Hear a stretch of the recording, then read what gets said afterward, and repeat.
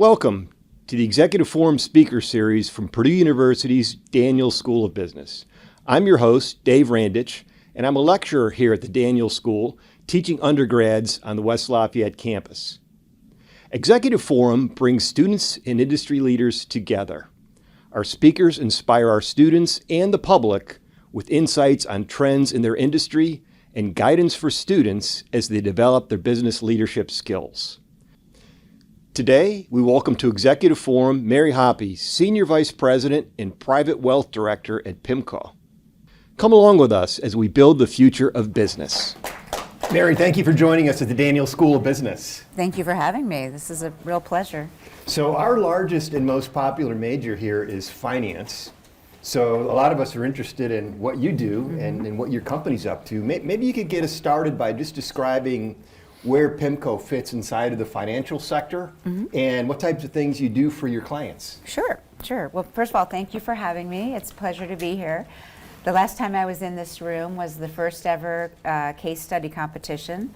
We called it the Dalton Cranert Case Study Competition because of an alum, Mr. Dalton, who donated the money to fund the first case competition. And I learned today by meeting with a bunch of students that the case competition world is very much alive and well here, and so it's pretty neat to have been part of that very first one. So what does PIMCO do? So PIMCO is an acronym that stands for Pacific Investment Management Company. We're a very large asset manager. So in the context of the large financial services sector, we're in the asset management business. What we do is we manage dollars for large pension funds, institutional clients, wealth management clients, which is two-legged humans like all of us in the room. And we manage close to $3 trillion in assets, making us one of the largest. And our specialty is fixed income, bonds. And my particular role at the company is to interface with clients. So I'm in what we call the client-facing segment of PIMCO. And my job is to work with wealth managers and financial advisors in the Boston market. So we're segmented by geography, and I take care of our Boston clients and look after their needs. And so my job is a consultative sales role for wealth management. And the best analogy I could draw to what I do in particular is think of a financial advisor or a wealth manager like a financial doctor. And that financial doctor has a lot of patients. And the job of the doctor is to understand what their needs are, diagnose their needs, and find solutions to meet those needs. And in steps the specialists who help that general practitioner. I would be one of the specialists. And what I do is I educate my consumers, who are these financial advisors and wealth managers, around what we can offer, how our products and services help their end client. And it's their job then to assemble a whole bunch of different specialties together to deliver the remedy that helps their particular client. And every client has a unique need, so not everything is as simple as, here's my widget, what do you think? It's all about diagnosing and helping the financial advisor diagnose so that we can help provide solutions. So as you think about at PIMCO and you're working with these wealth managers, how do you think about the consumer that they're servicing and what they need? Yeah, it's a really important distinction. You know, my primary client is the educated consumer, who is the financial advisor, but his or her client is the end user, people like us in the room who create wealth because of our savings and our retirement plans. And so I think about that end consumer a lot, because that person needs much more simple messages, not simplistic, not dumbed down, but messages that help them understand what a product or a service does for them. We had a lot of questions from the students this morning about the inner workings of our portfolios, and I think of it like how an engine is built, whereas what the engine does for them. So I think about the end consumer a lot in terms of, am I educating my financial advisors well enough so that they're communicating properly to the end client about what this product I have is going to do for them? And it's very important, because if they do not have that clear understanding from financial advisor to end user, then things can go very wrong. and people will not be able to live with their investments that they're buying, if you will. And so give us an example, perhaps, Mary, of a type of product you're selling and how it helps the wealth advisor sell to the end client, and then how it helps the end consumer in their lives, in their financial lives. Sure. So what PIMCO, our specialty is fixed income bonds. So if you're thinking about a portfolio of stocks and bonds, stocks are the part of your portfolio that will, if held for long enough time and be good, that will outpace inflation and taxes. That is the growth element of your portfolio. But people have emotions, and people are human, and volatility tends to shake those emotions. What PIMCO does is we specialize in fixed income. These are bonds, and they tend to be more stabilizing in a portfolio. So when I think about some of the investments we provide, they represent resilience, they represent stability, they also represent not as high returning as equities and stocks. So we need to mix these two things together. I think of stocks that help you prevent you from being poor because they outpace inflation and taxes, but bonds help you stay put when volatility strikes. And so some of the products we deliver are very much in the vein of capital preservation. We talked a lot about a particular investment your family holds that is one of our more conservative investments. And then we have other investments that are in the realm of fixed income that are more complex and require a longer holding period. So part of my job is to help advisors understand where on that continuum of risk they need to think about utilizing our products for specific cases. And so I know you use the doctor analogy where people will come in and give advice to doctors on what types of prescriptions to write and so on. So when you're talking to wealth advisors, are they generally very, very sophisticated, or do they need a little bit of help? Oh, it's the range. Yeah. And that's also what I think makes my job so fun. One minute I'm talking to an advisor who might be new and just growing their business and just beginning to understand things. So there's a big educational component to what I do. And then I have some clients who are extremely sophisticated, who have entire committees and CIOs, chief investment officers. And so a big part of my day is understanding how to modulate my message to be more simple or more complex. When do I need to bring in the engineers at PIMCO to talk to the end client who's extremely sophisticated, and when do I need to bring in a less sophisticated resource? So it is, that is my favorite part about my job, is having that diagnostic conversation. And so you've got really big clients. So we're not talking about a little bit of money here flying around, right, at PIMCO. And so you're describing client management where you have to make a diagnosis on how sophisticated that client is. Yes. You're very experienced. How long does it take you to figure that out? A long time. Really? Okay. But it's also very intuitive, and it involves asking a lot of questions and asking a lot of discovery questions and reprofiling all the time. And I had a conversation with some students earlier about being curious and asking incredibly thoughtful questions and listening. I know my husband's in the room and he would not say I'm a good listener, but my clients tell me I'm a very good listener. And it's because I ask a lot of very innocent questions that some perceive as simplistic, but there's always a reason I'm asking that question, to assess their knowledge. And by asking those questions, you discover needs all the time. And that's what allows me to bring in the proper resources. So I like to ask clients a lot of questions, and sometimes it comes across as hectoring. I like that you talk about listening. I'm sure the clients love the listening part. Do they like all the questions? It depends. Like, it's really difficult sometimes to take profiling and turn it into interrogation. So there's a little art to asking questions. And you're old enough to remember Columbo. You do a lot of the Columbo questioning. Yeah. Just one more thing. Just one more thing. Just what about that thing over there? And it's also about asking, listening so well to the word they're using, and ask, you said X, tell me more about X. I was taught one time one of the best questions to ask is not a question at all. It's simply, tell me more. and letting people then talk. And the best question I was ever told to ask is, not a question, but I need your help. Because at the end of the day, people really want to be helpful. One of the questions I got today was, if you could go back and be an undergrad again, what's one of the things you would change? And what would you do differently? And my answer was, I would have asked for more help of adults around me and sought more counsel, because you learn a lot. So you're in the financial sector and you're describing client management, but you're really describing the principles of client management for big accounts that can apply anywhere. Yeah, absolutely.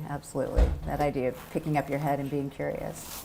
And so speaking about volatility and conservatism, I'm always watching the news nervously, and today I see the headlines, inflation ticked up a little bit. And I thought, oh no, the stock market's going to tank, and the stock market didn't. It went up even higher to all-time highs today. I know that your firm and yourself look at all these macro figures going on, and it's going to lead to interest rate decisions that have a big impact on your products. Right. What's going on? That's a good question. We spend a lot of time educating people about our views on the macroeconomy, and the things that influence bonds most are interest rates and inflation. And these are two things that are very much top of mind today. And so as it relates to inflation, inflation surged after COVID, and they had to, of course, then raise interest rates a lot to combat inflation. But inflation seems to be coming down, then enter tariffs. And tariffs, theoretically, are very inflationary. But funny enough, they're not really causing inflation as much. And so the question is, are tariffs really that inflationary? And we simply still do not know, because a lot of the impact of tariffs is still in front of us. So our expectation was we'd see inflation uptick a little bit this quarter as some of the tariff policies took hold, but continue to drift down. So today's inflation number didn't surprise us at PIMCO, and probably didn't surprise the market either, which is why it was up. At the same time, while tariffs can be inflationary, we're also seeing a slow deceleration of the economy in the form of labor statistics. And the worry is, could we potentially tip into a recession? Our company has a view currently that says we're not quite in the recessionary camp, but we will continue to see this economy slow. And as the economy slows, it allows the Fed to continue to reduce rates from what is restrictive currently, restrictive policy, to something that is more neutral. Neutral interest rate policy is, we throw around these economic terms all the time, and people are like, what does that mean? Neutral policy is basically that the interest rate level that the Fed puts the Fed funds rate when they're not worried about inflation, nor they are worried about the economy weakening. So that's the neutral policy rate. And the market's pricing in a neutral policy rate of around 3% right now. So the Fed funds rate's up here, and the market's suggesting, by the way it's priced today, that the Fed funds rate will be around 3% by mid next year. And so when your clients are on the phone, what do you talk to them about relative to these macro factors, and they're looking at what type of instruments to sell to their clients? What does that lead to on your end? So it goes back to needs, right? So I like to think that nobody's selling anything. If they're doing their job well, they are providing solutions to people's needs.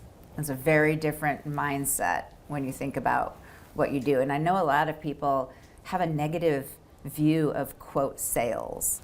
And if you're doing true consultative sales, you're not selling anything. You're finding needs. That goes back to asking questions and proper discovery and providing solutions. Whether you're selling garage doors or kitchen cabinets or financial products, you're solving for a need. So back to needs. What are the needs today? We have an environment today where a lot of people have a bunch of money sitting in cash.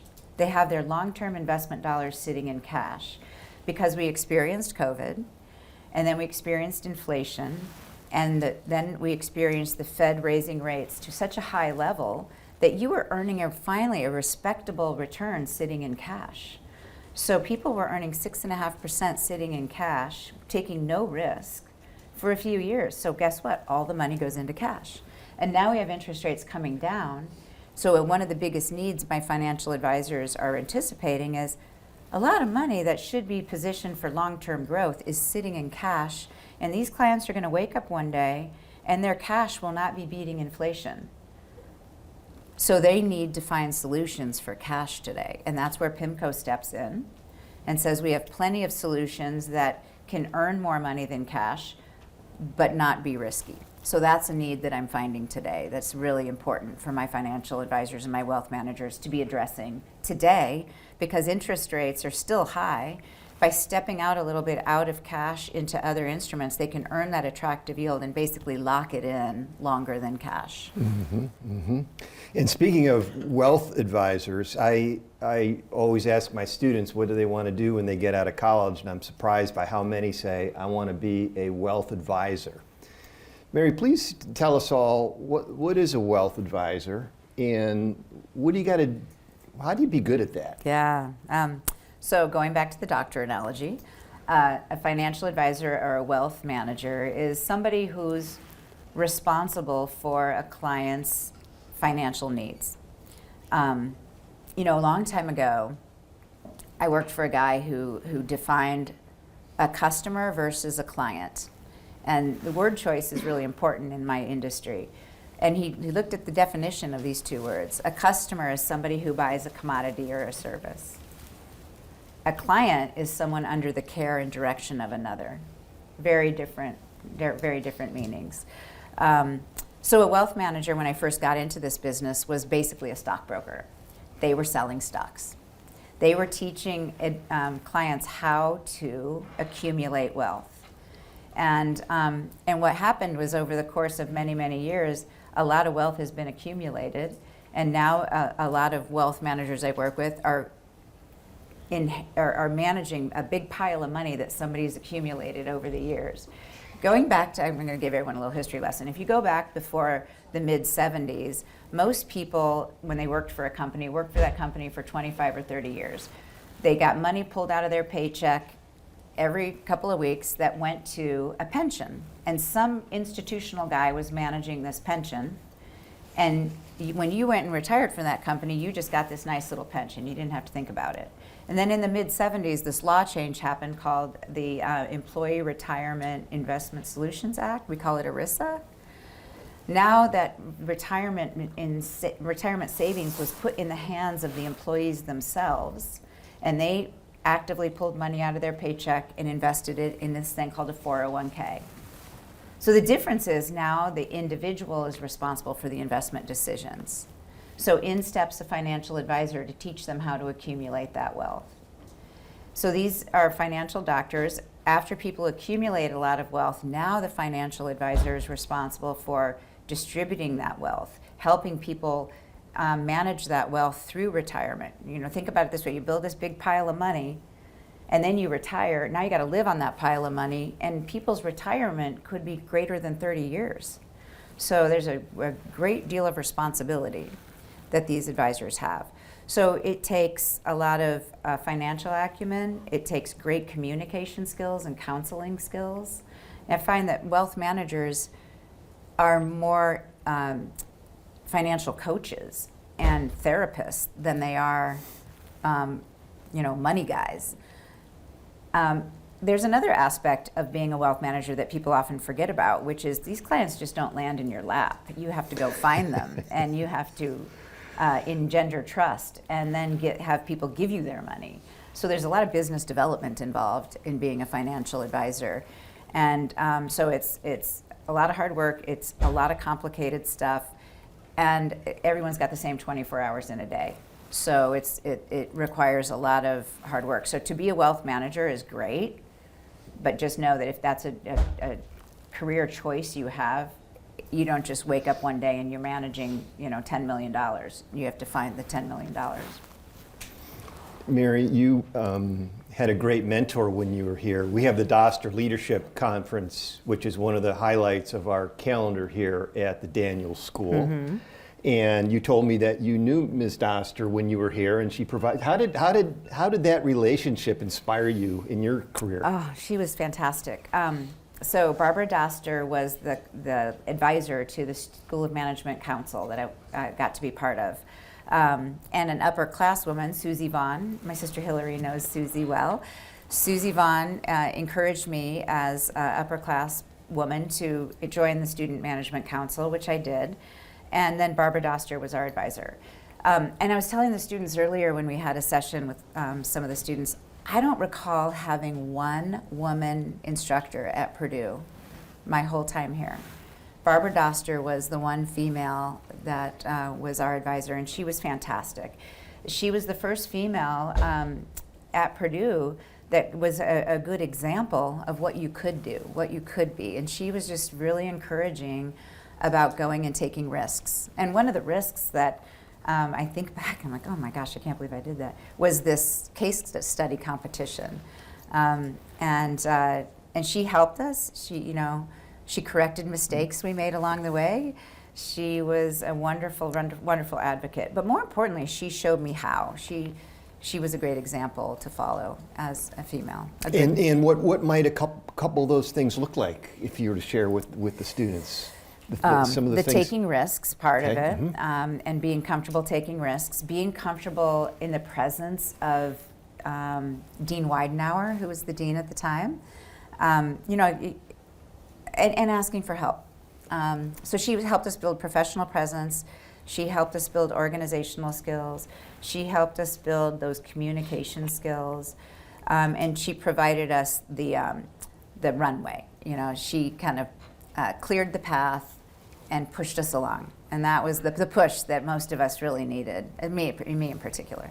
Well, it's terrific that her name lives on with the leadership conference here, and your story is wonderful. So let's talk about your story. You come from a large family, I think 12 children, I think? Small town in Indiana, and here you are in Boston with a very large, very famous financial firm where you hold a senior position.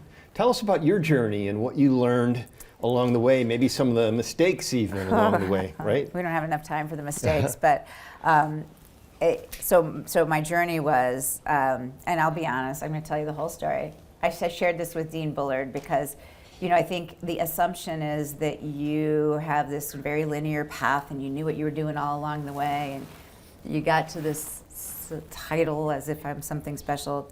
Couldn't be further from the truth. Couldn't be further from the truth. It was a lot of bumbling and naivete, and I call it taking risks, but it was just really like having no awareness of the risk, which is a good thing when you're young, really good thing. So what I did upon graduation was I didn't have a job, and my best friend from Purdue was going to graduate school at Yale, and I wanted to go out and visit her after graduation. And I said to my dad, can I go see Lori at Yale? And he looked at me and he's like, you need to get a job. I'm not going to pay for a flight for you to go out and party with Lori for 2 weeks at Yale. And I was like, oh, choose, okay. So he said, I'll cut a deal with you. You do some interviewing while you're out there and I'll pay for the flight. So back in those days, you got your job through the newspaper. So Lori sent me the Boston newspaper and the New York Times because Yale University is situated right between the two. And so sure enough, circled a few things, made a few phone calls, go to Boston, and I get a job, a random job at this mutual fund company. I didn't even know what a mutual fund was, by the way. And I came home, all I knew was I had a job, someone was gonna pay me, and I could move to this cool town that I just experienced. And I came home and said, Dad, I'm moving to Boston in 2 weeks. And he was like, wait, I didn't want you to actually get a job, I just wanted you to practice interviewing. Why don't you get a job at like Eli Lilly or something close to home? Anyway, so I moved to Boston because it was a cool town and I could be with my friends. Not a plan, knew I had a job, whatever. But the whole point is I took a risk, and it was such a great risk to have taken.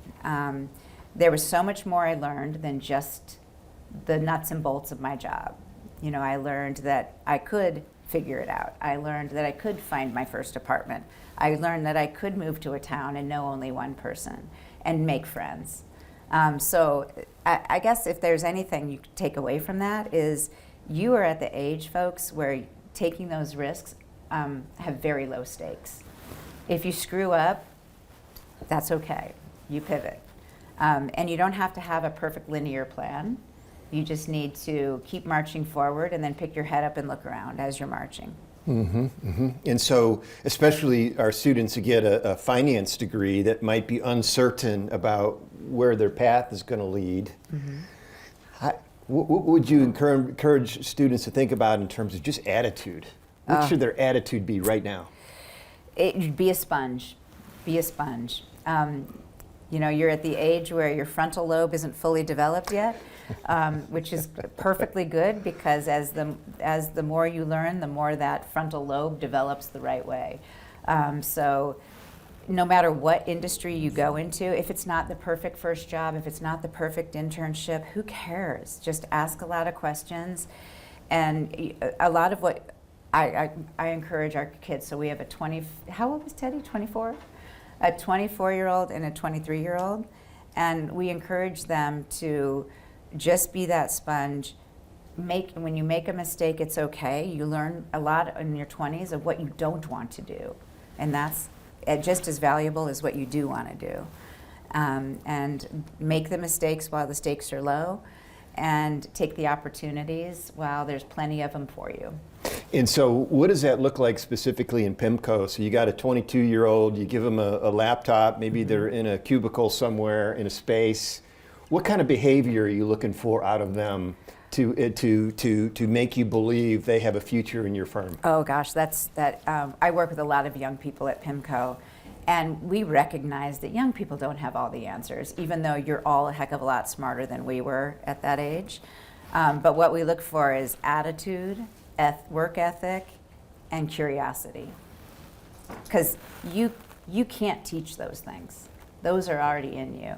We can teach you everything there is to know about bonds and the bond market. We can teach you everything about interest rates and inflation. We have amazing folks. You know, I don't know if y'all know this, but your Dean Bullard is like a celebrity in my world. And when I got the opportunity to have dinner with him, it was like a kid meeting Mickey Mouse.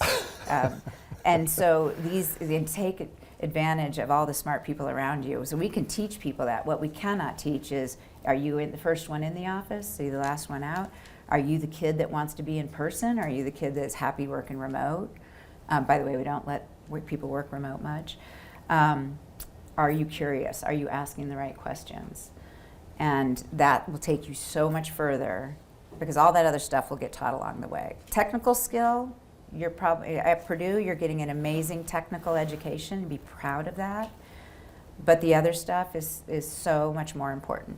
And remind us why young people should perhaps shy away from remote work opportunities.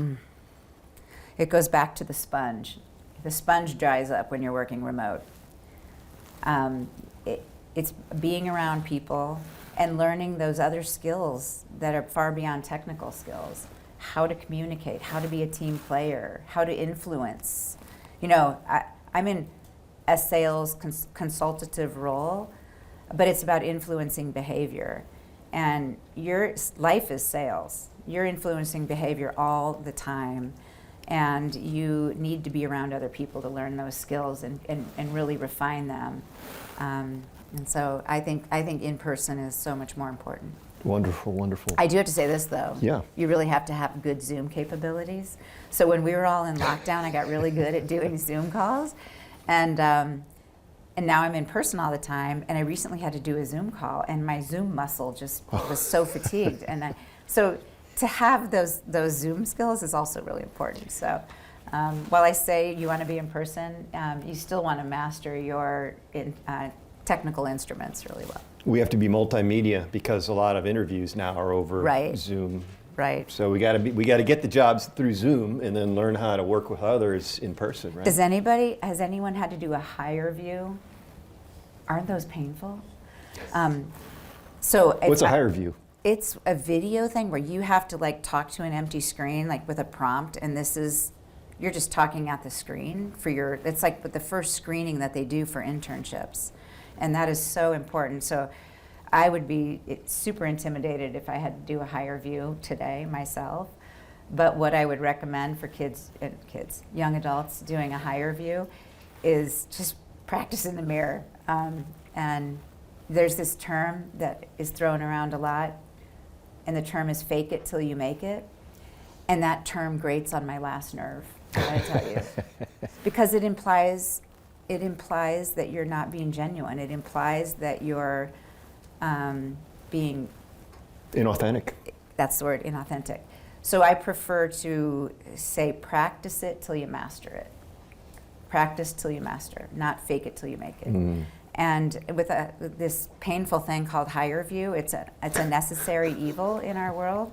But practice with your friends, practice in person, and practice doing the uncomfortable. Watch yourself, which is worse, because I know we're being videotaped right now, and the last thing I want to do is watch this video afterwards. But that's what you got to do to build the comfort. Absolutely. Mary, on behalf of Purdue University, the Daniels School of Business, and the Executive Forum, thank you for joining us today. It was really great. Thank you. Thank you for joining us for this episode of the Executive Forum Speaker Series. Learn how the Daniels School is building the future of business by visiting us at business.purdue.edu. That's business.purdue.edu.